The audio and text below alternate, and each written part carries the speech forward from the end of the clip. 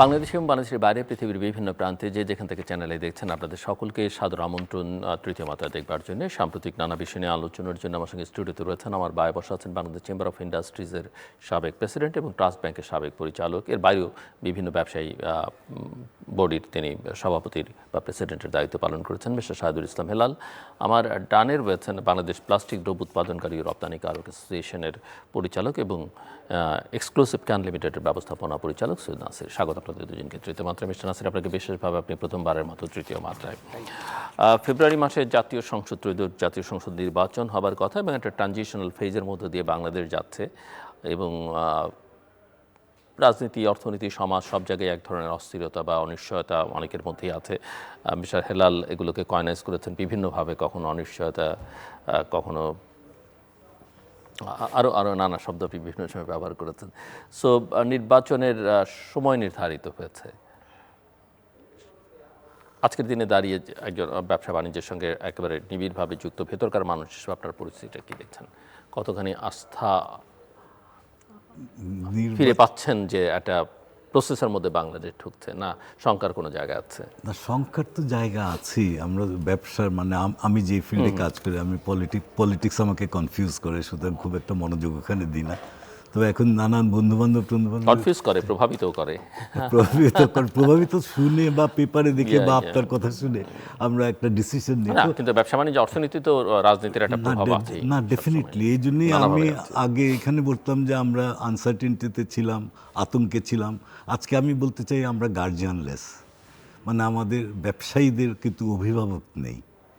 যে ল এনফোর্সার বা সরকার ব্যবসায়ীকে যে ফ্রেন্ডলি একটা রিলেশনশিপ ছিল বা থাকা প্রয়োজন, ওইটা কিন্তু নাই। এখন দেখা যাচ্ছে যে ব্যবসায়ী ভার্সেস ল মেকার্স অ্যান্ড এই পলিটিশিয়ানস ওর যারা নীতি নির্ধারণ করেন, ব্যবসায়ীদের সাথে ওদের শত্রুতামির জায়গাটা তৈরি হয়ে গেছে। অ্যান্ড আমি যে কারণে বলছি যে আমাদের এখন অভিভাবক নাই। এখন যখন আমাদের কোনো রকম ক্রাইসিস হয় প্রত্যেকটা সেক্টরে, ছোট বড়, বড়রা কিন্তু ওরা অনেকভাবে ম্যানেজ করতে পারে নিজেদেরটা, কিন্তু ছোট যারা এবং মাঝারি যারা, ওদের কিন্তু নানান ধরনের চ্যালেঞ্জ থাকে। যে চ্যালেঞ্জগুলি মোকাবেলা করার জন্য আমাদের যদি আইন বিষয়ক কিছু হয় বা সন্ত্রাস বিষয়ক কিছু হয়, পুলিশ ছিল, র্যাব ছিল, ইন্ডাস্ট্রিয়াল পুলিশ ছিল, ওগুলি এখন কিছুই নাই।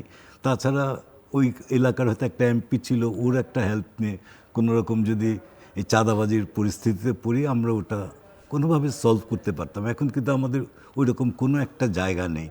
তাছাড়া বিজনেস ইস্যুতে যে দৈনন্দিন যে ব্যবসা করি আমরা, ব্যবসাতে তো নানা রকম ক্রাইসিস থাকে, সরকারি রেগুলেশনের জন্য, এনবিআরের জন্য, কাস্টমসের জন্য। এই ক্রাইসিসগুলি মোকাবেলা করার জন্য কিন্তু ছোট ছোট ব্যবসায়ীরা কিন্তু এনবিআরে বা কাস্টমসে বা সরকারি অফিসে দেন দরবার করতে পারে না। তো ওদের একটাই জায়গা হলো যে ট্রেড বডিজ।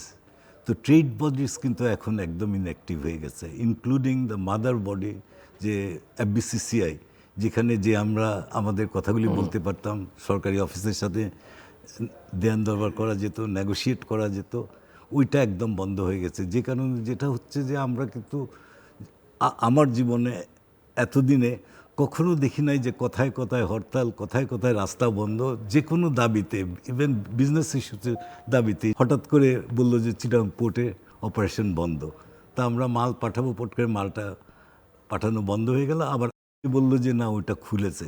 তো এই যে অনেকগুলি ডিসিশন এখন হচ্ছে, যেটা আমি মনে করি যে এখনকার সরকার আমাদের ব্যবসায়ীদের সাথে বা অ্যাসোসিয়েশন বা চেম্বারদের সাথে কথা না বলে ডিসিশনগুলি নিচ্ছে। এই ডিসিশনগুলি যদি কথা বলে নিত, অনেক প্রবলেম কিন্তু সলভ হয়ে যেত। ডিসিশন নেওয়ার পরে যেটা হচ্ছে যে অ্যাক্টিভলি এটাকে ব্যবসায়ীরা বা জনগণ অপোজ করছে এবং এটা নিয়ে রাস্তায় নেমে যাচ্ছে। এই যে রাস্তায় নামার ব্যবসায়ীরা, এই যে মোবাইল ফোন অপারেটররাও, এগুলি কিন্তু হিস্টোরিক্যালি আমরা কখনো দেখিনি। আর এটা কিন্তু দিন দিন বাড়ছে।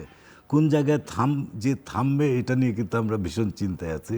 স্পেশালি আমাদের ব্যবসার ক্ষেত্রে যেসব জিনিস দরকার, লজিস্টিক্স, পোর্ট, এগুলি তো কিন্তু নানানভাবে হ্যাম্পার করছে। পোর্টে তো ডেইলি কোনো না কোনোভাবে থ্রেটেন হচ্ছে, যে কারণে আমাদের ড্যামারেজ বাড়ছে। এখন তো পোর্ট আবার বিদেশি কোম্পানিকে দিয়ে দেয়। হ্যাঁ, এটাও যদি কথাবার্তা বলে, স্টেক হোল্ডার তো ব্যবসায়ীরা, পোর্ট তো ইউজ করে বেসিক্যালি মেইনলি ব্যবসায়ীরা, তো স্টেক হোল্ডারদের সাথে কথা বলে একই কাজ কিন্তু করতে পারতো। আই এম শিওর আমরা ব্যবসায়ীরা যারা অত ইনসেন্সিবল না, বাট একটা জিনিস যখন পট করে ইম্পোজ করে দেওয়া হয় without any warning, without giving any time, তখন ইট ক্রিয়েটস এ প্রবলেম। আমরা তো অনেকে মনে করি যে পোর্টের কিন্তু যত খারাপভাবে সরকার দেখছে, পোর্টের পজিশন কিন্তু অত খারাপ না এখন, বিকজ এখন কন্টেইনারের জন্য আউট টার্মিনালে কন্টেইনার আমরা মাল ভরি। একটা সময় ছিল পোর্টে মাল পাঠালে ট্রাকরা মাটিতে ফেলে চলে যেত,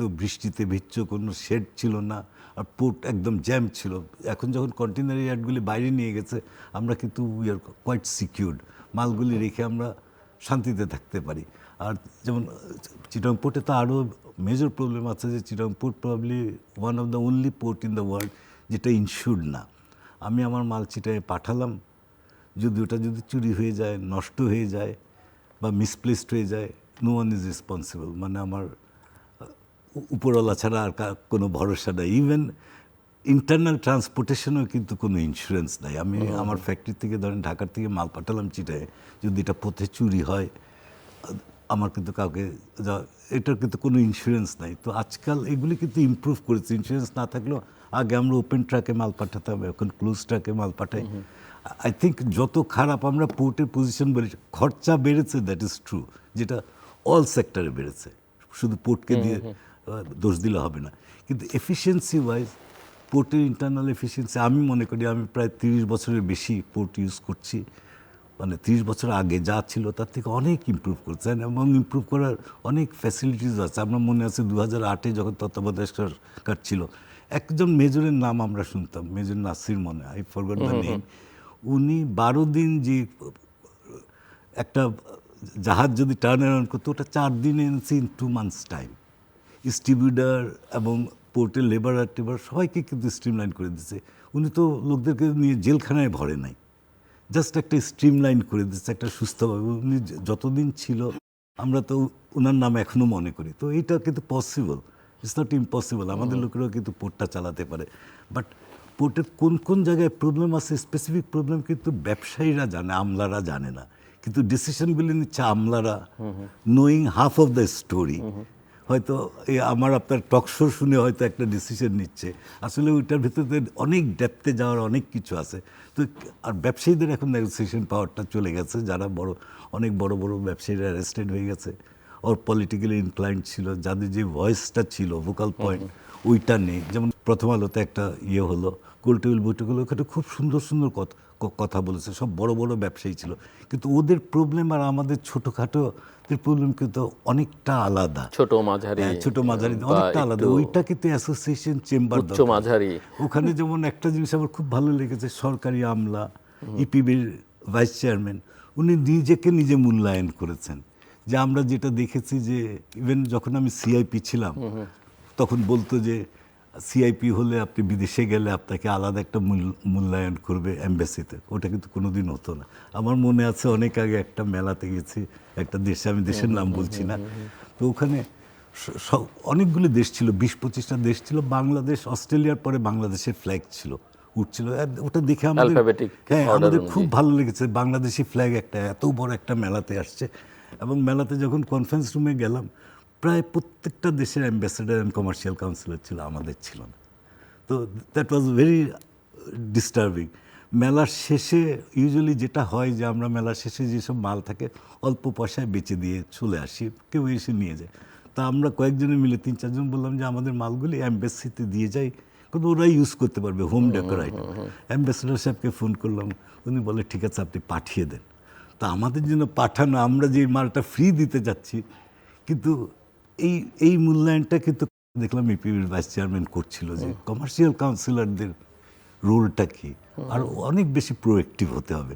তার মানে আমি এখানেও দেখছি যে এই যে আমলা, কমার্শিয়াল কাউন্সিলরদের সাথে আমাদের সম্পর্কটা অত ভালো না। অ্যাম্বাসেডাররা আবার অন্য লেভেলে। আমি কখনো 99% অ্যাম্বাসেডার্সরা কিন্তু ভেরি ওয়ার্ম। আমরা যখন যাই ব্যবসা করতে আমাদেরকে যত রকম পারে হেল্প করে, কিন্তু কমার্শিয়াল কাউন্সিলররা ইউজুয়ালি হেল্প করে না। জাপানে একমাত্র জায়গায় গেলাম, আমি অনেক মেলাতে গেছি, যে আমার ইন্টারপ্রেটার দরকার। আমি বললাম স্যার আমার ইন্টারপ্রেটার, ক্যান ইউ হেল্প? অ্যাম্বাসির থেকে ইন্টারপ্রেটার পাঠিয়েছে। এই যে ছোটোখাটো জিনিস কিন্তু ব্যবসায়ীদের সাথে আমলাদের সম্পর্কটাই ভালো করে।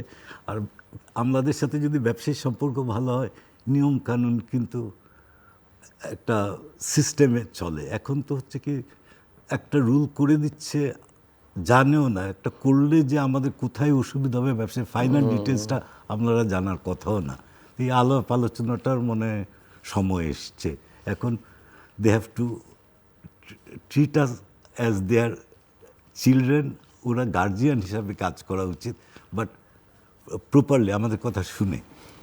জি মিস্টার সৈয়দ নাসির। সবাইকে সালাম। প্রথম তৃতীয় মাত্রায় আসার সুযোগ হলো, এই জন্য আপনাকে ধন্যবাদ। তো হেলাল ভাই তার প্রেজেন্টেশনের মধ্যে দুইটা জিনিস খুব খেয়াল করলাম। একটা হচ্ছে উনি প্রথম বললেন যে রাজনীতি উনিকে কনফিউজড করে। তো আসলে তো এরকম হওয়ার কথা ছিল না, কনফিউজড করার কথা ছিল না। আমরা যদি দেখি ইউরোপ বা আমেরিকাকে, বা আপনার ছেলে পড়ে কিনা জানি না, হেলাল ভাইয়ের ছেলে মেয়ে পড়ে থাকে, তো আমরা কেন ওখানে পাঠাচ্ছি বা আমার ছেলেরাই বা কেন যাচ্ছে? কারণ আসলে তাদের রাজনৈতিক কালচারটা কি সেটা আগে দেখি না, তার অর্থনৈতিক ভিত্তিটা আগে আমরা দেখি, সে অর্থনীতিতে কত ভালো করতেছে। হ্যাঁ, আজকে ইউরোপ আমেরিকাতে মানুষ জীবন দিয়ে হলে ঢুকতে চাচ্ছে, সীমান্তর কাঁটাতারা মানে বেড়া পার হয়েও ঢুকে যেতে চাচ্ছে। কেন? অর্থনৈতিক স্বয়ংবরতা। তো হেলাল ভাইদের মতো ব্যবসায়ী বা আমরা যারা ব্যবসা করি, আসলে তো তাদের রাষ্ট্রের রাজনীতির প্রয়োজনেই অর্থনীতিকে সমৃদ্ধ করার জন্য ব্যবসায়ীদেরকে পাশে নেওয়ার দরকার ছিল। তো ভাইরাস ব্যবসায়ী বলতেছে রাজনীতি উনিকে কনফিউজড করে। এখন রাজনীতিবিদকেও হয়তো বলবে যে ব্যবসায়ীদেরকে উনিরা স্বাচ্ছন্দ্য বোধ করে না পাশে রাখতে, এরকম একটা কথা আসতে পারে হয়তো। এখানে রাজনীতিবিদ থাকলেও খুব ভালো হইতো। তো এইটা দেশের জন্য আসলে ফরচুনেট না, this is quite unfortunate for the country. আর আরেকটা জিনিস উনি বললেন যে যখন পলিটিক্যাল গভর্নমেন্ট ছিল, এমপিরা উনির কারখানার এলাকার চাঁদাবাজি বা যত রকম অসহিষ্ণুতা, সেখান থেকে এমপিরা বাঁচাতো বা পলিটিক্যাল লিডাররা বাঁচাতো। এটা হচ্ছে মন্দের ভালো কথা। তো এরকম ছিল না যে আমরা ফ্যাক্টরি করব, শ্রমিক আনরেস্ট হবে, এলাকায় মাস্তান হবে, জুট নিয়ে ব্যবসা হবে। আমি জানি না বড় ভাই অবগত আছেন কিনা, আমাদের ইন্ডাস্ট্রির একটা বড় সমস্যা হচ্ছে জুট বিজনেস, সবচেয়ে বড় বিজনেস। এবং আমি জানি না এটা নিয়ে আসলে আমাদের কোনো ইউনিভার্সিটি এটা নিয়ে কোনো থিসিস করা চেষ্টাও করেনি হয়তো। বাংলাদেশের একটা রাজনীতিতে উঠে আসা একটা শ্রেণী হচ্ছে আমাদের জুট থেকে তৈরি হওয়া, জুটের ব্যবসা থেকে সে আস্তে আস্তে ছোট থেকে বড় হচ্ছিল। অর্থাৎ সে আমাদের জুট দিয়েই শুরু করছে তার কেরিয়ার, এবং আমাদেরকেই সে মাথার উপরে সমস্যাগুলো তৈরি করতেছে। তো এটাও আসলে ফরচুনেট না দেশের জন্য, যে আমরা যে পলিটিক্যাল কালচারে ব্যবসা বাণিজ্য ওটা করতেছিলাম, সেই কালচারটা আসলে সঠিক ছিল না, এবং এটা হওয়ার কথা ছিল না। এটা আমরা মেনে নিছি। হ্যাঁ, আপনি এখন উনির কথা থেকে যেটা বুঝতে পারতেছি, বর্তমান সময়ে এরকম কোনো কেউ নাই যার কাছে আমরা সাহায্য চাইতে পারি, বা who can help us in this situation. গল্পটা এটা হয়তো। আর তৃতীয় যে জায়গাটা আমরা আপনার সহ কথা শুরু করলেন, সেটা হচ্ছে পোর্ট ইস্যু। আসলে আমি জানি না, এটা অত্যন্ত হতাশজনক একটা গল্প আমাদের ব্যবসায়ীদের। চট্টগ্রাম বন্দর তার জন্মের পর থেকে অদ্যবধি পর্যন্ত কিন্তু কখনো লস করেনি। এটা একটা লাভজনক প্রতিষ্ঠান, আপনারা সব রেকর্ড দেখেন। আর আমার জন্ম, আমার বেড়ে ওঠা হচ্ছে চিটাগাং পোর্টে। আমি পোর্ট ট্রাস্টেরই এক কর্মকর্তার সন্তান।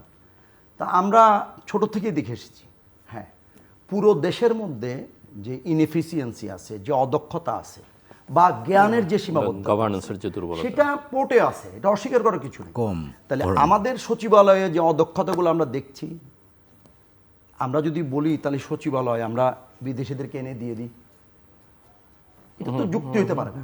আপনারা মনে করতে পারেন কিনা আমি জানি না, 2000 সালে শেখ হাসিনার গভর্নমেন্টের শেষের দিকে উনিরা আমেরিকান একটা কোম্পানিকে, SSM কিছু একটা কোম্পানিকে তখন লিজ দিতে চাচ্ছিল, এবং আওয়ামী লীগের এক নেতা মহিউদ্দিন চৌধুরী, যিনি এটার বিরুদ্ধে আসলে মেয়র ছিলেন, তখনও কিন্তু গল্প একই ছিল, গল্পের প্রেক্ষাপট একই। আচ্ছা, এখানে আরেকটা মহল আছে খুব ইন্টারেস্টিংলি বলে, পোর্ট নিয়ে কথা বললেই, যে আমরা চট্টগ্রাম বন্দরকে সিঙ্গাপুরের আদলে করতে চাই। তা কিন্তু আমার প্রশ্ন হচ্ছে, সিঙ্গাপুরের পোর্টও তো সরকারের নিয়ন্ত্রণাধীন একটি প্রতিষ্ঠান, সেটাও তো বাণিজ্যিকরণ করা হয়নি। মানে যুক্তিগুলা একটার সাথে একটা মিলে না। আর 3 নম্বর হচ্ছে এই সরকার আসলে, আমরা ছোট ব্যবসায়ী, উনি যদিও বা বারবার বলছেন উনি এসএমই সেক্টরের, আমরাও জানি যে উনিরা সিআইপি ক্যাটাগরির, আমরা হচ্ছি প্রকৃত এসএমই। এটা আপনাকে বলতেও আনন্দ লাগে যে আমরা ছোট থেকে ছোট করে ব্যবসা করে, আমাদের আসলে যেই পরিবার থেকে আমরা উঠে এসেছি সেই পরিবারে ব্যবসা ছিল না। ব্যবসায়ী হওয়ার অসম্ভব বলে একটা জিনিস মনে করতাম, এটা অসম্মানজনক পেশাও মনে করতো। তা আমরা সেই সমস্ত বাধা মোকাবেলা করে ছোট্ট ব্যাংকের লোন, আপনি হয়তো নাম শুনবেন, লুৎফুর রহমান সরকার, যার সার্টিফিকেট মর্টগেজ রেখে আমরা শুরু করলাম ব্যবসা। আমরাই প্রকৃত এসএমই, সোনালী ব্যাংক। সোনালী ব্যাংক। তো হেলাল বেড়ে এসএমই না, উনিরা সিআইপি, উনি এসএমই ফাউন্ডেশন। তো হ্যাঁ, এটাও একটা বৈচিত্র্য যে যারা এসএমই না তাদেরকে এসএমই ফাউন্ডেশনের ডাইরেক্টর করা হয়, এটা বাংলাদেশেই সম্ভব, তাই না? আচ্ছা, তো এখন পোর্টের মধ্যে যে গল্পটা আমি আপনাকে বলতে চাচ্ছিলাম সেটা হচ্ছে এই যে সিঙ্গাপুরের গল্পটা, যে তারা এটা বলতে চাচ্ছে, ওয়ারেজ আমাদের যুক্তিটা হচ্ছে যে সিঙ্গাপুর পোর্টও তো গভর্নমেন্ট নিয়ন্ত্রণ নেই, তো সমস্যাটা কোথায়? আর 3 নম্বর হচ্ছে এই সরকার, আমরা যেটা বলতে চাচ্ছিলাম, এই সরকার একটা অন্তর্বর্তী সরকার। আসলে অন্তর্বর্তী সরকার এই সমস্ত কেপিআইকে নিয়ে এ ধরনের চুক্তি করার সাংবিধানিক এখতিয়ার আছে কিনা আমার একটা সন্দেহ আছে। আর আপনি যদি বলেন এখতিয়ার আছে, আপনিও বলতে পারবেন না এখতিয়ার আছে, এটা একটা grey area, maybe have not, এর মধ্যেই ঘুরবে। কিন্তু ক্লিয়ার কাট নাই যে এই গভর্নমেন্টের আসলে এখতিয়ার আছে একটা দেশের একটা কেপিআইকে বিদেশি প্রতিষ্ঠানের কাছে ছেড়ে দেওয়া। 3 নম্বর, এই সরকার যত ভালো ভালো কথাগুলো বলছিল, আমরা দেখলাম অদ্ভুত পট্রাস্টের ক্ষেত্রে, তারা তো ওপেন টেন্ডার করলো না, তারা তো টেন্ডার করলো না তারা। এবং আমার কাছে পত্রিকায় যে নিউজটা ছিল, আশিক চৌধুরী বলেছেন যে চুক্তির বিধানগুলা আমরা না সীমাবদ্ধতার কারণে মানুষের সামনে উপস্থাপন করতে পারিনি, কিন্তু চুক্তিটা মানুষের সামনে, প্রেসের সামনে করিয়ে দেখিয়েছি। এটা কোন কথা হইল? যে যারা উনি বলছিলেন যে স্টেক হোল্ডারের সাথে কথা না বলা, আপনি স্টেক হোল্ডার বাদ দেন, এটা একটা কেপিআই, বাংলাদেশের সবচেয়ে বড়। আমরা, উনিরা এখনও বলেন না, আমি নতুন প্রজন্মের বিজনেসম্যান, কিন্তু আমার একটা কনসাইনমেন্ট আমেরিকাতে গেছে, শ্রীলঙ্কা দিয়ে ঘুরে 65 দিনে আমেরিকাতে পড়ছে। বায়ার ইজ কমপ্লিটলি আপসেট যে 65 days to take this good, to take your good, তা how can I do business? তো উনিরা বলেন না। এখন ইউনুস সাহেব, ডক্টর ইউনুস এবং তার টিম, আমরা যে হাই প্রোফাইল দেখতেছি, যে ভারিক্কি টাইপের একটা ব্যাপার দেখতেছি, তো তারা তো উচিত ছিল ডিপ সিপোর্ট করা। এবং আমি আপনাকে একটু বলি, আমার এখনও স্পষ্ট মনে আছে, উনি 96 একটা আর্টিকেল লিখছিলেন, ডক্টর ইউনুস সাহেব, ভিশন 2020 উনি লিখেছেন। তো সেখানে ডিপ সিপোর্ট উনি ফার্স্ট প্রায়োরিটি ছিল। উনি ডিপ সিপোর্টের পথে না হেঁটে, বা আমরা যেটাকে এখন ডিপ সিপোর্ট বলছি, যে চলমান কাজ, যেটা হচ্ছে মাতার বাড়ি, এটা আসলে এক্স্যাক্টলি ডিপ সিপোর্ট না। তথাপিও ওই যে নাইমামার চেয়ে কারামাওয়া ভালো, বন্দর হচ্ছে চট্টগ্রাম বন্দর হচ্ছে মাতার বাড়ি অনেক বেটার, অনেক ড্রাফট, ওখানে বড় জাহাজ ঢুকতে পারবে। তো তিনি সেটা তো এক্সপিডিয়েট না করে বিদ্যমান যে ছোট পোর্টটি, যেটা আমাদের হারাধনের শেষমণি, সেটা বিদেশিদের কাছে দিয়ে দিচ্ছে। আমি বুঝতে পারলাম না এটা। আর পলিটিক্যালি একটা জোকস আছে, বাংলাদেশ 3 দিকে ইন্ডিয়া দ্বারা বেষ্টিত, তো ইন্ডিয়ান পন্থীরা তো ইন্ডিয়া চলে যেতে পারে। এখন যারা ইন্ডিয়ান পন্থীরা, তাদের যাওয়ার জায়গা কিন্তু চিরানপথ দিয়ে পালানো। এখন ইউনুস সাহেব এটা বিক্রি করে দিয়ে তাদের যাওয়ার জায়গাটাও কি, পালানোর জায়গাগুলো বন্ধ করে দিতে চাচ্ছে কিনা আমি জানি না। অর্থাৎ আমরা কিন্তু অনেক আশা করেছিলাম একজন নোবেল লরিয়েট এই দেশের দায়িত্ব নিচ্ছেন এবং একটি সুশীল সমাজ এই দেশটাকে চালাবে একটি নির্দিষ্ট মেয়াদে। কিন্তু আসলে এটা আমাদের দুর্ভাগ্য না, তাদের দুর্ভাগ্য আমি জানি না, আমি বলতে পারি যেটা আমাদের দুর্ভাগ্য। জাতি হিসাবে আমরা হয়তোবা আল্লাহর কাছে গ্রহণযোগ্য নই, সেই কারণে এরকম একটি সরকারও আমাদের আশা আকাঙ্ক্ষার কোনো কিছুই পূরণ করতে পারেনি। সো সামনে যেহেতু নির্বাচন এবং রাজনৈতিক দলগুলো তো তাদের নির্বাচনী অঙ্গীকার করবে লিখিত আকারে ম্যানিফেস্টো বা ইশতেহার দিয়ে, ভবিষ্যতের যে ব্যবসা বাণিজ্য অর্থনীতির যে চ্যালেঞ্জগুলো আছে সেই চ্যালেঞ্জগুলো মোকাবেলা করবার জন্য তাদের আসলে কী ধরনের প্রস্তুতি দরকার বা কী ধরনের অঙ্গীকার আপনারা তাদের কাছ থেকে প্রত্যাশা করেন, কোন কোন জায়গাগুলো অ্যাড্রেস করা উচিত? এটা তাদেরকে যে কোনো দল হিসেবে পারে মানে হেল্প করার জন্য বলছি যে আপনাদের কনসার্নগুলো যদি একটু তাদেরকে আপনারা বলেন, যেগুলো তারা তাদের ম্যানিফেস্টোতে অ্যাকোমোডেট করতে পারে এবং ভবিষ্যতে অ্যাড্রেস করবার চেষ্টা করবে যদি জনগণ তাদের ভোট দিয়ে ক্ষমতায় পাঠায়। আমার মানে প্রথম জিনিস যে মানে সরকারি অফিস বা রাজনীতিবিদ ভার্সেস ব্যবসায়ী, এখানে চোর পুলিশ সম্পর্ক না থেকে একটা ফ্রেন্ডলি সম্পর্ক দরকার, সো দ্যাট আমরা ওপেন ডায়লগ করতে পারি। আমাদের ব্যবসায়ীদের সব ঝামেলা, খুঁটিনাটি ঝামেলা কিন্তু কোনো পলিটিশিয়ান বা কোনো নোবেল বোঝার উপায় নাই, because business has its own crisis, own issues. তো যে কোনো ডিসিশন নিতে, স্পেশালি বড় ডিসিশন নিতে ব্যবসায়ীদের সাথে কথা বলার একটা প্ল্যাটফর্ম তৈরি করা খুবই প্রয়োজন। তো আমি মনে করি যে নতুন পলিটিক্যাল পার্টি আসলে প্রথম যেটা করতে হবে, আমাদের ট্রেড বডিজ যেগুলি আছে ওগুলিকে স্ট্রিমলাইন করে দিতে হবে। এখন কিন্তু ট্রেড বডিজগুলি প্রত্যেকটাতে কিন্তু ভাঙন ধরে গেছে, কোনো লিডার নেই। যারা লিডার ছিল তো অবভিয়াসলি অন্য সরকারের সাথে ইনক্লাইন্ড ছিল, ওরা চলে গেছে। এবং এখন এখানে কে পাওয়ার নিবে, কে টপে থাকবে, এটা নিয়ে শুধু যুদ্ধ চলছে। এফবিসিসিআই থেকে শুরু করে প্রায় সব অ্যাসোসিয়েশনে এই প্রবলেমটা আছে। তা আমি জাস্ট অ্যাজ এন ইন্ডাস্ট্রিয়ালিস্ট আমি ইন্ডাস্ট্রি সম্বন্ধে বলতে পারবো। একটা ইন্ডাস্ট্রি করতে আপনার কয়েকটা জিনিস দরকার। প্রথম দরকার ফান্ড। তো ফান্ডের তো একটা ক্রাইসিস ওভারঅল সরকারের আছেই। তো আমার মনে হয় গভর্নমেন্টেরও এমন একটা জিনিস করতে হবে পলিটিক্যাল পার্টি আসলে, যে ফান্ড ইন্ডাস্ট্রিয়াল সেক্টরে কোন সেক্টরে কতটুকু কত পার্সেন্ট অ্যালোকেট করবে এইগুলি একটু বিবেচনায় রাখতে হবে। রাখলে একটা সুস্থ একটা চিন্তা করে কোথায় কোথায় ইনভেস্ট করতে হবে। আমার মনে আছে যে এইচএসবিসি ব্যাংক বা বিদেশি গ্রিনলিজ ব্যাংক ট্যাঙ্ক যখন ছিল, ওরা কিন্তু যখন ইনভেস্ট করে ওরা কিন্তু অনেক রিসার্চ করে, একটা সেক্টরিয়াল জায়গায় ইনভেস্ট করে, ওরা কিন্তু যে কোনোখানে ইনভেস্ট করে না, ভালো ব্যবসা হলে। কারণ ওরা এখন থেকে 10 বছর পরে কী হবে ওটা দেখে ইনভেস্ট করে। তো এই জিনিসগুলি কিন্তু ব্যবসায়ীরা, রিসার্চাররা জানবে যে ব্যবসার জন্য কি কি দেওয়া দরকার, কোন কোন জায়গায় হাত দেওয়া দরকার পলিটিশিয়ানদের, কোন কোন জায়গায় আমলাদের হাত দেওয়া দরকার, এর বাইরে যেন না যায়। এটার জন্য সম্পর্কটা আমার মনে হয় অনেক ভালো করতে হবে। এখন যে সম্পর্কটা নষ্ট হয়ে গেছে, ফান্ড তো ব্যাংকিং ইস্যুজ আছেই, তো ওটা ম্যানেজ করতে হবে। তারপর একটা বিরাট চ্যালেঞ্জ হয় স্পেশাল ইন্ডাস্ট্রি করতে হলে আপনার জায়গা দরকার, ল্যান্ড দরকার। ল্যান্ড তো এখন পৃথিবীর সবচেয়ে দামি ল্যান্ড মনে হয় ইন্ডাস্ট্রির জন্য বাংলাদেশে। এবং ল্যান্ড প্রকিউরমেন্ট, আপনার যে কোনো আজকে যদি একটা জায়গা কিনতে চান, আপনার দ্য প্রসেস 1 বছরে যদি একটা একদম ক্লিন ল্যান্ড যদি 1 বছরে আপনি ওনারশিপ নিজের হাতে নিতে পারেন, কিন্তু আলহামদুলিল্লাহ এটা 2-3 বছর লেগে যায়। এখন যে কোনো ইন্ডাস্ট্রিয়ালিস্ট যখন অ্যাকাউন্টিং করে, একটা প্রোডাক্ট বানাবে, সে তো একটা অ্যাকাউন্টিং করে, অ্যাকাউন্টিংয়ে তো ওর কস্টিং করে। তো কস্টিংটা তো 1 বছর 2 বছর করতে পারবে, 3rd 4th ইয়ারে যে কোথায় যাবে সে জানে না। তা আমি একটা জায়গা কিনলাম, 2 বছর পরে জায়গাটা পেলাম, পাওয়ার পরে ইন্ডাস্ট্রিটা করলাম, অ্যাকাউন্টিং করার 2-3 বছর পরে আমি প্রোডাকশনে গেলাম, মার্কেট ম্যাচ চেঞ্জ, আমি যে প্রোডাক্টটা বানাচ্ছি মার্কেট, এই রিস্ক ফ্যাক্টরটা কিন্তু থাকে।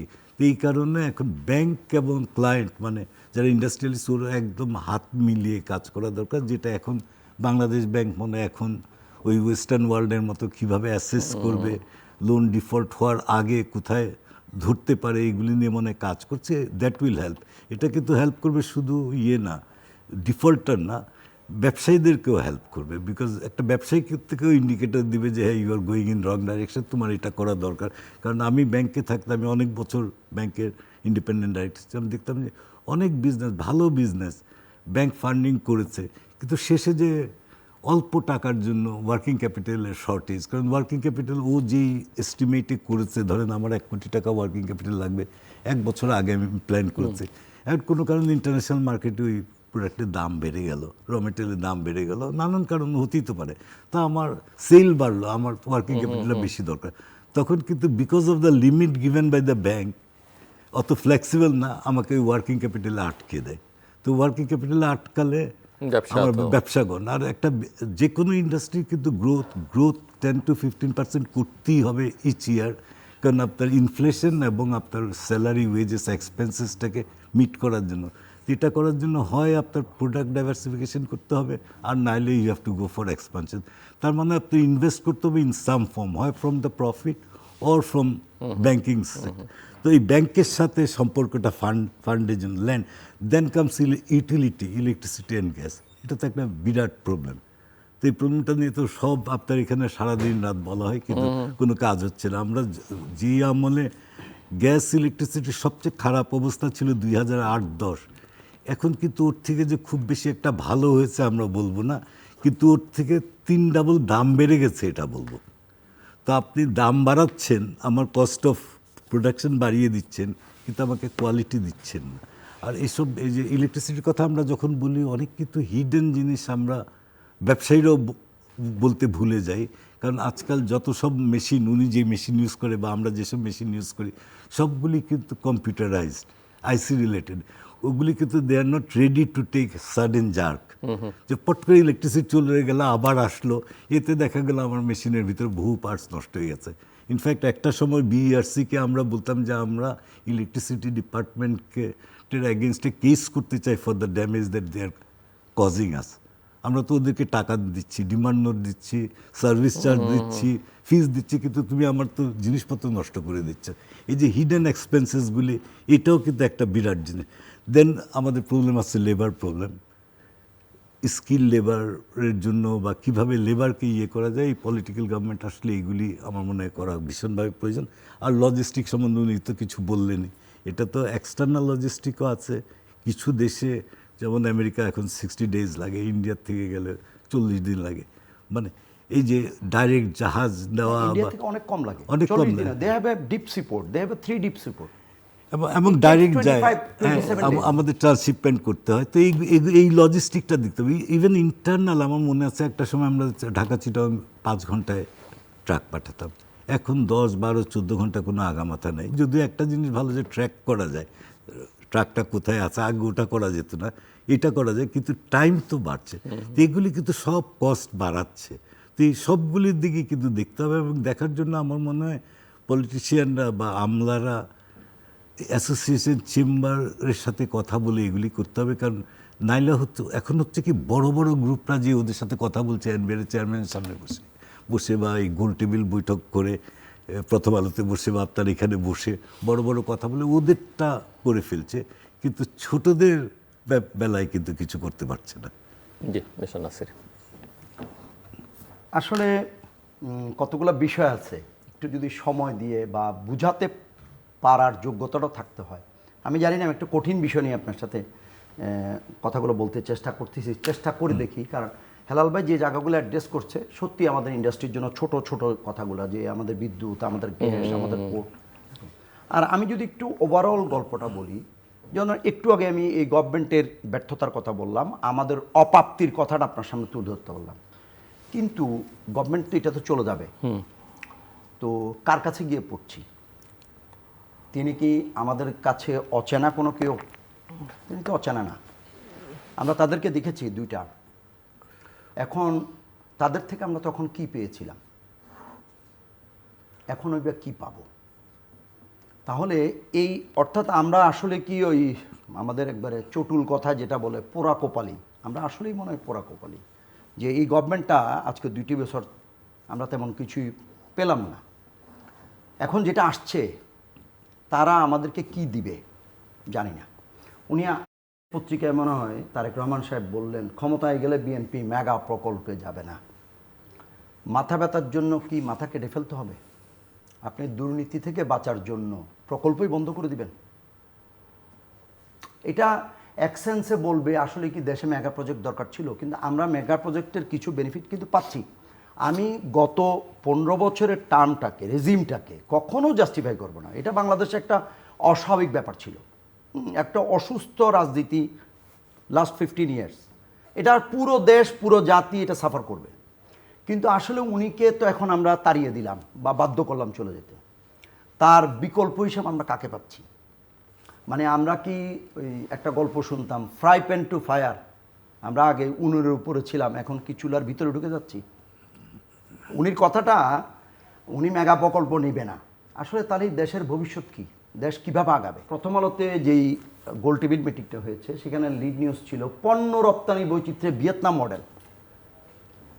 ভিয়েতনামের এক্সপোর্ট হচ্ছে $409 বিলিয়ন, আমাদের হচ্ছে মাত্র $50 বিলিয়ন, অনলি 50। কোথায় ভিয়েতনাম? কিন্তু ভিয়েতনামের উত্থানটা যেহেতু প্রথম আলো কভার করছে এবং ভিয়েতনামের মডেলটাকে ফলো করার জন্য বলতেছে, আমি ভিয়েতনামের উপর দুইটা লাইন আপনাকে বলি। 409 বা 10 বিলিয়ন ডলারের একটা ইকোনমি, এক্সপোর্ট। তাদের উত্থান দেখেন, আমরা 71-এ স্বাধীন হয়েছি, আর তারা কিন্তু আমেরিকার সাথে যুদ্ধ শেষ করে 75-76-এ তারা টেক অফ করছে। এখন তাদের দারিদ্র্যের হার হচ্ছে 2%, অনলি 2। আর আমাদের বাংলাদেশের দারিদ্র্যের হার কিন্তু গত রেজিমে ছিল 18%, দারিদ্র্য সীমার নিচে, আর এখন বিশ্বব্যাংক বলছে 22%, হোসেন জুল্লো সাহেবরা বলছে 24%, এরকম 28%, 18 থেকে 28-এর মধ্যে ঘোরাফেরা করতেছে। তো আমরা ওদের আগে দেশ স্বাধীন করে আমরা কিন্তু পিছিয়ে পড়লাম, আমরা 50 বিলিয়নে রয়ে গেলাম, আর তারা এখন 400 বিলিয়নে গেল। হ্যাঁ, আর বড় ভাই যে কথাগুলো বলছিল যে ট্রেড বডিজ সব এখন বন্ধ, আসলে গত আমলে এই ট্রেড বডিজগুলো আমাদেরকে কি দিয়েছিল? আমি বারবার বলি, একটা বডির মেম্বার, ডিরেক্টর। হ্যাঁ, আপনি নিজেও একটা ট্রেড বডির ডিরেক্টর, এবং আসলে উনি তো গুনতে হবে কতগুলো। হি ওয়াজ আওয়ার এক্স প্রেসিডেন্ট। এখন আমরা এইসব কথা বললে হয়তো আমাদের সিনিয়ররা হয়তো একটু বিব্রত বোধ করতে পারে, কিন্তু আসলে পুরো দেশের সংস্কৃতিটা, যেমন আমাদের আমেরিকাতে 2 টার্মে একটা প্রেসিডেন্ট থাকে, এবার হয়তো করতে চাচ্ছে সেটা, কিন্তু আমাদের ট্রেড বডিজের প্রেসিডেন্টরাও কিন্তু দীর্ঘদিন ধরে ক্ষমতায় থাকতেছে। আপনি কিন্তু অদ্ভুত, প্রাইম ব্যাংকের মালিক দেখেন টানা, ন্যাশনাল ব্যাংকের মালিক দেখেন টানা, নিজে নয় নিজের মেয়ে নয় নিজের ছেলে। আমরা পুরো বাংলাদেশ একটা অসুস্থ কালচারে যাচ্ছি, সেটা হচ্ছে কি, আমরা বংশ পরম্পরায়, যুগ পরম্পরায় আমরা ক্ষমতায় থাকবো। আগের সমস্ত ট্রেড, আপনি একটা জিনিস দেখবেন, গত 15 বছর বলেন, এরশাদ বলেন, খালেদা, প্রত্যেকটা ট্রেড বডিজ তার গভর্নমেন্টের সাথে সবসময় অ্যালাইন থাকতো। একটা অদ্ভুত কাহিনী। এবং কেন? যারা ওই সিটে বসতেন, প্রেসিডেন্ট, ভাইস প্রেসিডেন্ট, তারা কিন্তু অ্যাসোসিয়েশনের পক্ষে কথাটা বলতো না। তারা চেষ্টা করতো যে কেমনে প্রধানমন্ত্রীর সাথে বা হেড অফ স্টেটের সাথে কীভাবে রিলেশন ডেভেলপ করা যায়, নেক্সট টাইম কীভাবে এমপি হওয়া যায়। আমি এখানে একটু জোরালোভাবে একটা কথা বলতে চাই, যে আমাদের পুরো বাংলাদেশের যদি আপনি একটা বড় ব্যর্থতার কথা আনেন, যে দেশটা কোন জায়গায় ব্যর্থ, আমি বলবো একটা জায়গায়, আমরা পুরো বাংলাদেশকে রাজনীতির ভিতর ঢুকিয়ে দিয়েছি। পৃথিবীর কোনো দেশে কিন্তু এই গল্পটা নাই। আমাদের এখানে স্টুডেন্ট পলিটিক্স ভয়াবহ, আমাদের এখানে শিক্ষক রাজনীতি ভয়াবহ, শ্রমিক রাজনীতির অত্যাচারতা, এরশাদের আমলে স্কপের অত্যাচারতা আসলে ইন্ডাস্ট্রি করাই দূর হয়ে গেছিল। এখন ইউনিভার্সিটির টিচার বলেন, ছাত্র বলেন, কেউ বাকি নেই। একজন তো ভিসি বললেনই, জগন্নাথের ভিসি বলছিল যে যুবলীগের প্রেসিডেন্ট ভিসি, এই জগন্নাথের ভিসি হচ্ছে যুবলীগের প্রেসিডেন্ট, অনেক সম্মানজনক। এটা দেশ, অর্থাৎ আমরা পুরো দেশটা নষ্ট করে ফেলতেছি শুধুমাত্র রাজনীতি।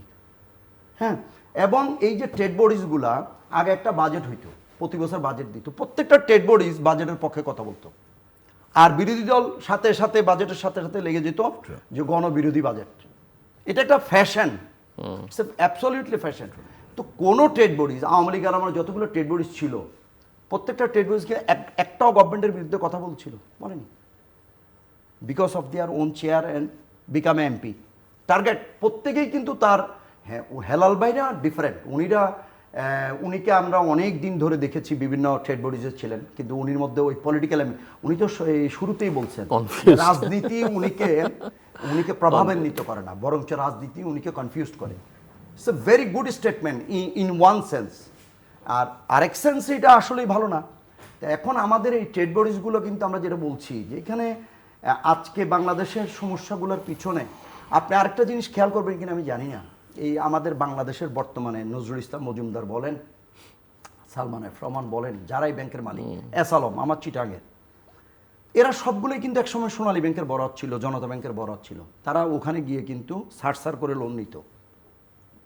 তারা যখন মালিক হয়ে গেল, তারা পুরো ব্যাংকগুলাই খেয়ে ফেললো। তার মাথায় তখন ছিল না যে আমি গভর্নমেন্ট ব্যাংক থেকে স্যার ডেকে ডেকে লোন নিয়েছি, সমস্ত আমলার কাছে গিয়েছি, সমস্ত ব্যাংক অফিসারের কাছে গিয়েছি আমার ফ্যাক্টরিটাকে বাঁচানোর জন্য, বিজনেসটাকে বাঁচানোর জন্য।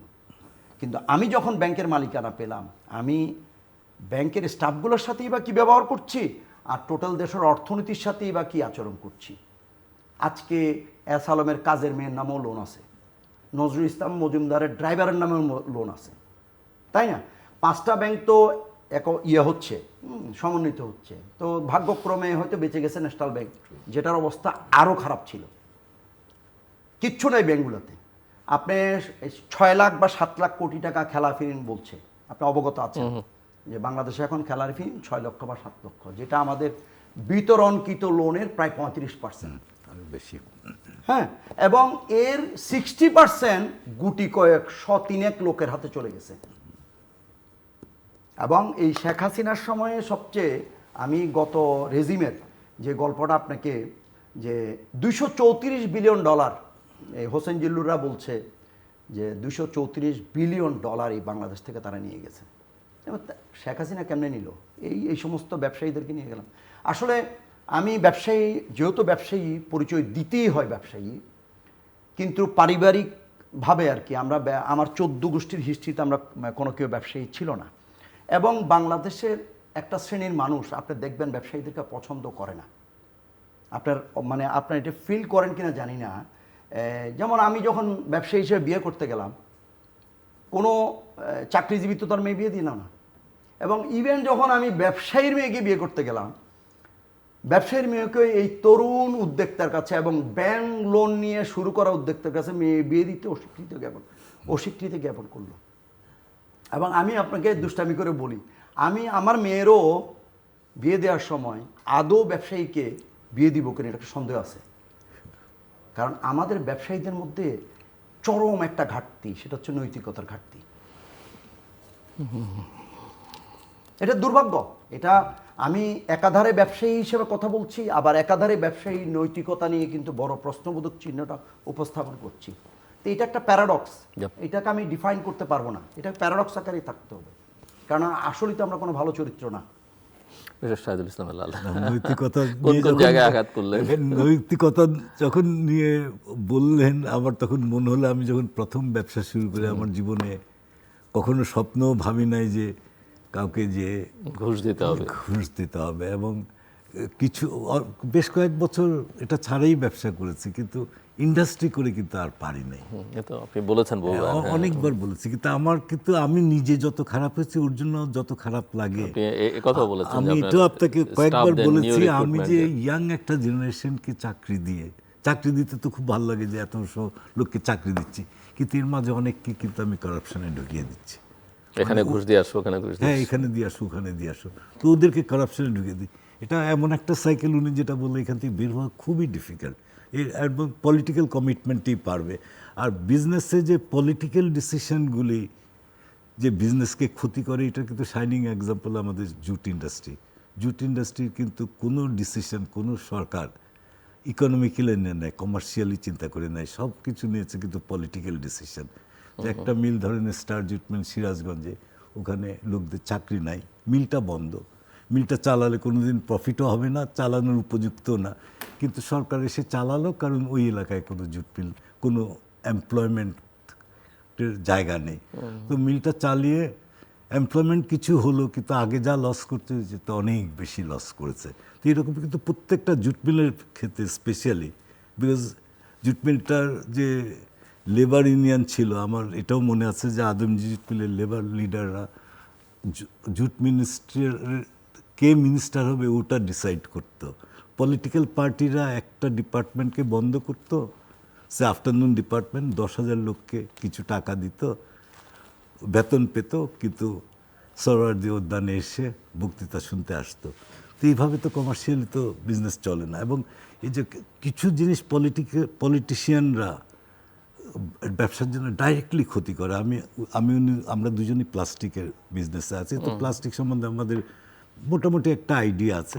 সে ধরেন এবার উপদেষ্টা এসে, ওনার নিয়ত খুব ভালো, এই পরিবেশ রক্ষা, যেটা আমরা সবাই চাই অ্যাজ এ কনসার্ন সিটিজেন, কিন্তু ওই জিনিসটাকে কীভাবে করবে ওইটা আমাদের সাথে কথা বললে যে রেজাল্টটা পেত, না করে বরং উল্টা হয়েছে, উনারও বদনামি হয়েছে আমি এখানে বসে বলছি, এবং অনেকগুলি ইন্ডাস্ট্রিকে নষ্ট করে দিয়েছে। উনি এসে 3 মাস সময় দিয়েছে, 3 মাসে কোনো শপিং ব্যাগ কোনো শপিং সেন্টারে, লার্জ শপিং সেন্টারে যাবে না। তা আমরা বারবার, আমিও মিটিংয়ে বলেছি আপনি রিপ্লেসমেন্টটা দেন, if you are stopping it give a replacement, তারপরে করেন। রিপ্লেসমেন্ট ছাড়াই করেছে, মানে কয়েকটা চেইন স্টোরে করেছে, and it was a very unsuccessful move. Result যেটা হয়েছে যে ওল্ড টাউনে পরিবেশ মন্ত্রণালয়, শিল্প মন্ত্রণালয়, পুলিশ টুলিশ যে কিছু ইন্ডাস্ট্রিতে ঢুকে যারা শপিং ব্যাগ বানায় ওদেরকে পারলে অ্যারেস্ট করে, ওরাও ঝগড়া টগড়া করে ওদেরকে মারপিট করে বের করে দিয়েছে। কিন্তু নট রিয়েলাইজিং যে যারা পলিথিন শপিং ব্যাগ বানায় ওরা কিন্তু লবণের ব্যাগও বানায়, ওরা বিস্কিটের প্যাকেটও বানায়, অনেক কিছু বানায়। তো এখানে তো অনেক ফার্দার ডিটেলসে যাওয়ার কথা। আমরা 2002-তে যখন প্লাস্টিক বন্ধ করতে চাচ্ছিল শপিং ব্যাগ, তখনও কিন্তু আমরা বারবার বলছি ইউ স্টার্ট এডুকেটিং পিপল। একটা জিনিস যে ম্যানুফ্যাকচারারদেরকে দোষ দিয়ে লাভ নাই অত বেশি, কারণ মার্কেট ডিমান্ড থাকলে আমি ব্যবসা করি, আমি এটা চালাবই। তো মার্কেট ডিমান্ডটাকে কমাতে হলে কোথায় যেতে হবে? জনগণের কাছে যেতে হবে, স্কুলের বাচ্চাদেরকে শেখাতে হবে। দেখো, জুট ব্যাগ কিনো, ওটা 50 বার ইউজ করতে পারবো, প্লাস্টিক ব্যাগ সস্তায় কিনো কিন্তু একবার ইউজ করতে পারবো, ওর এটা পরিবেশের জন্য খারাপ। তো আজকের থেকে যদি আমরা শুরু করি, 20 বছর পরে এটা রেজাল্ট পাবো। এবং এরকম শাইনিং এক্সাম্পল ইউরোপের অনেক দেশে আছে। আমি অস্ট্রেলিয়াতে পার্টিকুলারলি জানি, এটা আমি আগেও বলেছি। আমার নাতি 11 বছর বয়স, বাজারে যাব, ও বলে না না দাঁড়াও আমি ব্যাগটা নিয়ে যাই, ও ঘরের থেকে ব্যাগটা নিয়ে যায়। এই যে তো কোন মুভটা ভালো? আপনি যদি দেশের স্বার্থ দেখতে চান, ব্যবসায়ীদের স্বার্থ যদি দেখতে চান, the decision of giving 3 months, একটাও ব্যাগ থাকবে না, এটা কি হয়েছে? হয় নাই। এটা তো জাস্ট বাচ্চা খেলা হলো, কিছু লোকের মানে জীবন নষ্ট করে দিল। 2002-তে যেটা হয়েছিল আমার খেয়াল আছে, আমারও কিন্তু শপিং ব্যাগের ফ্যাক্টরি ছিল, বাই দ্য ওয়ে বড় ফ্যাক্টরি ছিল। কারণ আমি জুট ব্যাগ বেচতাম, আমার বায়াররা প্লাস্টিক ব্যাগ কেনা শুরু করলো বিদেশে। তা আমি প্লাস্টিক ব্যাগ এক্সপোর্ট করতাম, দেখতাম যে লোকাল মার্কেটে এটার ডিমান্ড আরও ভালো, সুতরাং লোকাল বাজারে বেচলাম। 2002-তে যখন বললো যে বন্ধ করে দাও, একদম অনেস্টলি ভদ্রলোকের মতো আমি বন্ধ করে দিয়েছি, অনেক টাকা লস করে। তা এখন আমার কাছে মেশিনগুলি আছে, সরকারের কাছে বারবার বললাম যে এই মেশিনগুলি আমি কোথায় বেচবো, কী করবো, এইটার ব্যবস্থা করে দাও। এটার জন্য আমি রাজশাহীতে বায়ার ঠিক করলাম, আমি গেলাম, আমার নিজের ফ্যাক্টরি আরও 3টা ফ্যাক্টরির মেশিন বেচবো, বিক্রি আর করতে পারলাম না। কারণ কমার্স মিনিস্ট্রির নিয়ম আছে যে কোনো জিনিস আমদানি করে ওটাকে রপ্তানি করতে হলে কোনো মেশিনে আপনার 8 বছর রাখতে হবে, ডকুমেন্ট দিতে হবে। তো আমার কাছে তো ওইসব ডকুমেন্ট নাই, ফাইনালি এটা করা হয়নি। তো যেটা হলো যে এতগুলি লোকের চাকরি গেল আমাদের, প্লাস মেশিনগুলি নষ্ট হলো, কিন্তু সরকারের যেই উদ্দেশ্য ছিল শপিং ব্যাগ বন্ধ করবে, ওটাও হলো না। তো এই জন্য ব্যবসায়ীদেরকে যদি আমলারা শত্রু ভাবে, পলিটিশিয়ানরা শত্রু ভাবে, এইসব ক্রাইসিস কন্টিনিউয়াস চলতে থাকবে। এখন আপনার টেবিলে বসে হয়তো আপনার একটা কাজ করতে হবে, ব্যবসায়ী এবং আমলা আর পলিটিশিয়ানদের সাথে একটা ফ্রেন্ডশিপের একটা ব্যবস্থা করে দিতে হবে, যে চোখাচোখি যেন একজনকে একজনে বোঝে, without personal interest. So mister Nasir, আমরা শেষের দিকে 5 মিনিট করে ক্লোজিং রিমার্কস। ওই যে অনুষ্ঠানটাতে, প্রথম আলো অনুষ্ঠানটাতে রেনেটার এমডি কথাটা বলছে ব্যবসায়ীদেরকে ক্রিমিনাল ভাবা। আমাদের এখানে কিন্তু একটা আসলে পুরো দেশটার মধ্যে কতগুলো সমস্যা যাচ্ছে। আমরা একটা সেক্টরকে সম্মান করতেছি না। আমাদের ডাক্তাররা মনে করতেছে তারাই বাংলাদেশ চালাচ্ছে, আমাদের বুয়েটের ছেলেরা মনে করছে বাংলাদেশে তার চেয়ে মেধাবী কেউ নাই। আবার আপনি আমলার কাছে যান, সচিবালয়ে যান, সবাই ছোট, সেই একমাত্র বাংলাদেশের কিং অফ দ্য কান্ট্রি। হ্যাঁ, আর ব্যবসায়ীরা তো আসলে কোনো জাতের মধ্যেই পড়ে না, তাই না? তো এখন এই জায়গায় এই যে উনিটা সমন্বয়েরটা কথা বললো, তো আমরা মনে করছিলাম পলিটিক্যাল গভর্নমেন্ট এই জায়গাগুলোকে সমন্বয় করবে, তাই না? এই জায়গাগুলো হচ্ছে না। এখন আমরা জানি না আসলে একটা গভর্নমেন্ট তো হয়তো চলে যাচ্ছে, জানি না ভবিষ্যতে কী হবে, আমরা তো আর পলিটিক্যাল অ্যানালিস্ট না। তবে এটা বিশ্বাস করি আমাদের অনেক ব্যবসায়ী বুঝতে চেষ্টা করে না বা জিনিসটাকে অ্যাভয়েড করে, যে আসলে অর্থনীতি এবং রাজনীতি যদি হাত ধরাধরি করে না যায়, তাহলে কিন্তু কখনোই বাংলাদেশের মতো তৃতীয় বিশ্বে যে সমস্যাগুলো তৈরি করতেছে রাজনীতি, সেটা হচ্ছে যেমন আমাদের রাজনৈতিক ব্যবস্থায়, আমি খুব মজার একটা গল্প বললাম যে এখন যে আমাদের দারিদ্রতার হার বেড়ে গেল, 18 থেকে 28 হলো, বলছে খুব ভালো টাইমে ঘটনাটা ঘটছে। আমি কিরকম বলে যে ইলেকশনের আগে ঘটছে, ফলে ক্যাম্পিংয়ে ইচ্ছা মতো লোক পাওয়া যাবে, দরিদ্র লোক টাকা দিবেন আর সে মিছিলে চলে যাবে। পলিটিক্সের যে সার্কেলটা, এটা ভিসাস সার্কেল। আপনি আমার ছেলেরা ইউনিভার্সিটি থেকে পাশ করে যদি চাকরিতে ঢুকে যেতে পারে, তাহলে রাজনীতির মাঠে স্লোগান দিবে কে? তাহলে আমাদের রাজনৈতিক দলরা কি আদৌ চায় যে দেশটা বেকারত্বের থেকে উতরে যাক? চায় না তো, কারণ তখন শাহবাগে স্লোগান দিবে কে, তাই না? তো এগুলো অনেকগুলো প্যারাডক্সের কথা বলছি, এই জায়গাগুলোর থেকে উত্তরণ করার জন্য। এবং আপনাকে যদি অনেস্টলি বলি, আমাদের নেতাদের কয়টা ছেলে মেয়ে দেশে পড়ে? এখন সবাই যে বাইরে চলে যাচ্ছে, আমি সেই জায়গাটাই বারবার বলতেছি, আমাদের ছেলেরা বাইরে কেন যাচ্ছে? ওদের অর্থনৈতিক স্ট্রেংথের কারণে, কিন্তু তার পলিটিক্স দেখার জন্য না, তার ধর্ম দেখার জন্য যাচ্ছে না। সে যাচ্ছে ওখানে গেলে সে ফিনান্সিয়ালি সলভেন্ট হবে এবং স্বাধীন জীবনযাপন করবে, যেটা আমার এখানে হচ্ছে না। তা আমাদের দারিদ্রতার পিছনে যদি সবচেয়ে বড় কারণ থাকে, আমাদের রাজনৈতিক ব্যবস্থায় তার জন্য দায়ী। রাজনীতি কি চায় সেটা করতে? আমার মনে হয় না। আপনি এই কিছুদিন আগে একটা নিবন্ধে পড়লাম যে ভারতের রাজনীতিবিদদের মধ্যে বড় অংশ এমপি ইলেক্টেড, যাদের বিরুদ্ধে অজস্র ফৌজদারি মামলা আছে। পাকিস্তানও সেম। আমাদের এখানকারও এই যে এক একজন কাউন্সিলরের বিরুদ্ধে কতগুলো ফৌজদারি মামলা আছে, হত্যা মামলা কতগুলো আছে। অর্থাৎ রাজনীতিতে কিন্তু আপনিও জানেন, আপনি তো সবচেয়ে বাংলাদেশের পলিটিক্যাল ডায়ালগুলার হচ্ছে উদ্যোক্তা হচ্ছে আপনি, যে আমাদের এখানে পলিটিক্সে ভালো মানুষরা যাচ্ছে না। কেন যাচ্ছে না? ওই একটা দুষ্ট চক্র এখানে কিন্তু ঘুরতেছে। তো আমরাও কিন্তু এই জায়গার মধ্যে, খপ্পরের মধ্যে ঘুরতেছি। আমি যদি বলি, ব্যবসায়ীরা আসলে আমলা এবং রাজনীতিবিদ, এই দুইজনের প্যাচালের মধ্যে কিন্তু আমরা হাবুডুবু খাইতেছি। কিন্তু আমাদেরকে যদি, উনি যেটা বললো, আমাদেরকে যদি অপরচুনিটিগুলো দিত, আসলে কিন্তু আপনি কি আসলে প্রাউড ফিল করেন না যখন আপনি আমেরিকার দোকানে গিয়ে মেড ইন বাংলাদেশের পোশাক দেখেন? ফিল করেন না? এটা কি আমলারা করছে? এটা আমলারা করেনি। এবং আমলারা এটাকে অ্যাকনোলেজ কেন করে না, এই জায়গাটা আমার দুঃখ লাগে।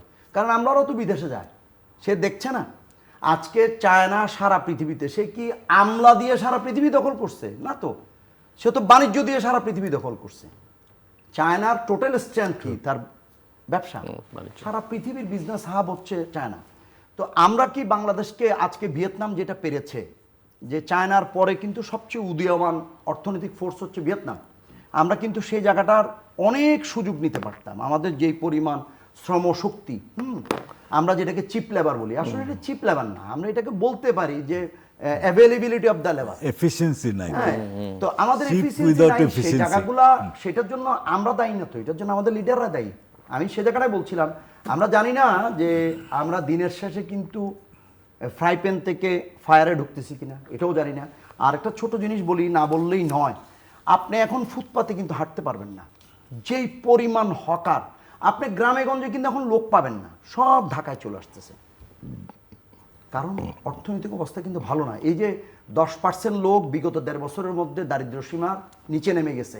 হ্যাঁ, তো এখন আপনি যেই পরিমাণ ব্যাটারি চালিত রিক্সা বা আমাদের বুয়েটের তৈরি টেসলা বলতেছে আর কি, যেটা, তো এই টেসলার কারণে আমাদের জীবন কিন্তু ত্রাহি। এখন টেসলাগুলো আসতেছে কেন? আপনার ম্যাক্সিমাম টেসলার মালিক হচ্ছে বিদেশ থেকে চাকরিচ্যুত, বিদেশ ফেরত, এবং কোনো কিছু করার ক্ষমতা নাই। দেশের অর্থনীতি কিন্তু, হেলাল ভাই যেগুলো বলছে টু দ্য পয়েন্ট, আমাদের ইন্ডাস্ট্রির প্রত্যক্ষ সমস্যাগুলো। আমি কিন্তু চাচ্ছিলাম কি জানেন, আমাদের ব্যবসা যারা পরিচালনা করবে, যে রাজনীতিবিদ, যে কাঠামো যারা এটাকে করবে, তাদের মধ্যে যদি এই বোধটা তৈরি না হয় যে আসলে উইদাউট বিজনেস আপনি দেশটা এই থার্ড ওয়ার্ল্ডের মতোই দারিদ্রতা নিয়ে, মারামারি নিয়ে, হত্যাকাণ্ড নিয়ে, ছিনতাই নিয়ে, চাঁদাবাজি নিয়ে আপনি দেশ পরিচালনা করবেন, নাকি আপনি আসলে সুস্থ ধারার একটা দেশে হেলা? এখন তো আমি মনে করি পলিটিক্স সম্বন্ধে কথা বলি না, বাট পলিটিক্যাল গভর্নমেন্ট আসার খুব প্রয়োজন হয়ে পড়েছে। কারণ আমাদের ল অ্যান্ড অর্ডার, সিকিউরিটি এবং মেন্টাল পিসের জন্য এটা ভীষণ দরকার। এমন একটা দিন নাই যেদিন রাস্তা ব্লক না হয়, যেদিন আমাদের কোনো না কোনোভাবে ক্ষতি হয় এই পলিটিক্সের কারণে। তো পলিটিক্সটা এখন ব্যবসায়ীদের শত্রু হয়ে গেছে, এখান থেকে আমাদের বের হতে হবে, এটাই। কিছু বলতে চাইছেন আপনি? না, আমরা পরে চাচ্ছিলাম কিন্তু আমরা জানি না আমরা কি আবার চাঁদাবাজদের খপ্পরে পড়বো, আমরা কি আবার দখলদারদের আর খপ্পরে কত যাবো? এর চাইতে বেশি আর কি হবে। দর্শক, অনুষ্ঠানের শেষ প্রান্তে আমরা সামাজিক যোগাযোগ মাধ্যম ফেসবুক, এক্স এবং ইউটিউবে তৃতীয় মাত্রা লাইভ স্ট্রিম হচ্ছে আপনারা দেখতে পারেন। টেলিভিশনের পর্দায় দেখতে না পারলে যে কোনো সময় যে কোনো স্থান থেকে ইউটিউবে তৃতীয় মাত্রা চ্যানেলটি সাবস্ক্রাইব করে এই পর্ব বা পর্বগুলো আপনারা দেখতে পারেন। মিস্টার সৈয়দ নাসির এবং মিস্টার শাহিদ ইসলাম হেলাল, অসংখ্য ধন্যবাদ এই আলোচনা অংশ নেবার জন্য। দর্শক, আমার অতিথিরা দুজনই ব্যবসায়ী নেতা এবং দুজনই বলছেন যে রাজনীতি অর্থনীতি পরস্পর হাত ধরাধরি করে চলতে হয় এবং সেটার একটা অনুপস্থিতি আমরা লক্ষ্য করি। কখনো রাজনীতি এগিয়ে থাকে বিবেচনায়, কখনো অর্থনীতি এগিয়ে যায়, কিন্তু কোনোটাই আসলে শেষ পর্যন্ত টেকসই হয় না, কোনোটাই আমরা ঠিকঠাক মতো ফিক্স করতে পারি না। আমার অতিথিরা বলছিলেন যে ব্যবসায়ী, রাজনীতিবিদ এবং আমলাদের মধ্যে একটা ভালো সম্পর্ক তৈরি করা দরকার। একজন যেন আরেকজনের সঙ্গে চোখে চোখ রেখে কথা বলতে পারে, বোঝাপড়াটা পরিষ্কার হয়, না হলে এই সংকটগুলো আসলে চলতেই থাকবে। সামনে নির্বাচন, রাজনৈতিক দলগুলো নানা রকমের অঙ্গীকার বুঝে হোক না বুঝে হোক, পুরনো ম্যানিফেস্টো থেকে কপি করে হোক, অন্য কোনো দেশের অন্য কোনো রাজনৈতিক দলের ম্যানিফেস্টো কপি করে হোক, এভাবে হয়তো একটা ইশতেহার তৈরি হবে। কিন্তু ইশতেহার তৈরি করবার আগে বিশেষ করে অর্থনীতি বা ব্যবসা বাণিজ্য সংক্রান্ত বিষয়ে তারা যদি মূল স্টেক হোল্ডার যারা ব্যবসায়ী, ব্যবসা বাণিজ্যের সঙ্গে সম্পর্কিত, ট্রেড বডি নিয়ে অনেক কথা হচ্ছে, ট্রেড বডিগুলোর কর্মকাণ্ড এবং তারা কীভাবে রাজনৈতিকভাবে ব্যবহৃত হয়েছে সেটা, বা যারা নেতৃত্বে গেছেন তাদের অধিকাংশই কীভাবে নিজের ব্যবসা বাণিজ্যের দিকে অনেক বেশি মনোযোগ দিয়েছেন সামগ্রিকভাবে তার ইন্ডাস্ট্রির বাইরে গিয়ে, সেই প্রশ্নগুলো থাকবার পরেও কিন্তু আমরা সমাজে, আমাদের দেশটা খুব বড় নয়, আমরা বুঝি যে কারা আসলে মূল স্টেক হোল্ডার, কারা কন্ট্রিবিউট করতে পারেন। কাজেই ওই জায়গাগুলো যদি রাজনৈতিক দলগুলো তাদের সঙ্গে বসে আলোচনা করে ভবিষ্যৎ কর্মপন্থা ঠিক করেন, তাহলে সেটা ভবিষ্যতে তাদের জন্য সহজতর হবে এবং দেশের জন্য কল্যাণকর হবে। আমাদের সঙ্গে থাকবার জন্য অসংখ্য ধন্যবাদ। আপনাদের সবার জন্য শুভকামনা।